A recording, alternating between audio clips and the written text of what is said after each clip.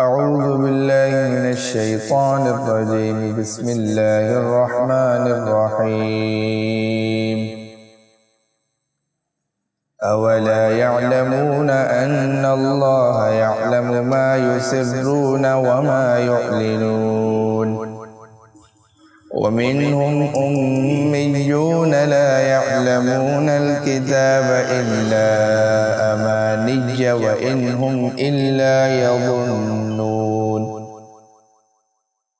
فويل للذين يكتبون الكتاب بأيديهم ثم يقولون هذا من عند الله ليشتروا به ثمنا قليلا فويل لهم مما كتبت أيديهم وويل لهم مما يكسبون.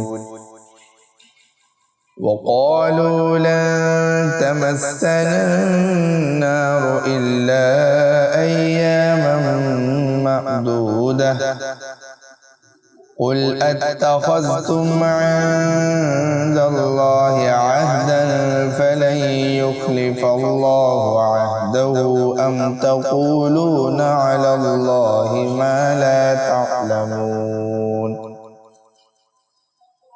بلى من كسب سيئة وأحاطت به خطيئته فأولئك أصحاب النار هم فيها خالدون. والذين آمنوا وعملوا الصالحات أولئك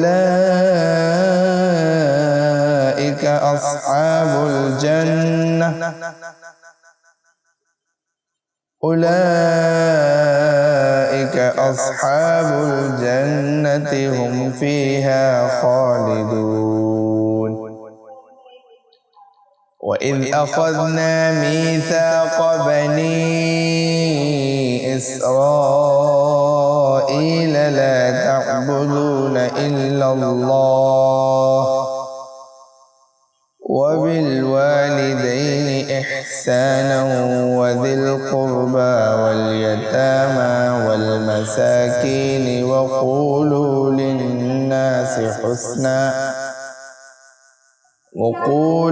للناس حسنا وأقيموا الصلاة وآتوا الزكاة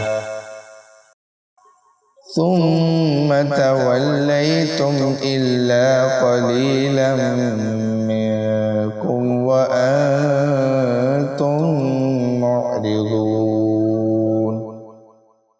صدق الله العظيم.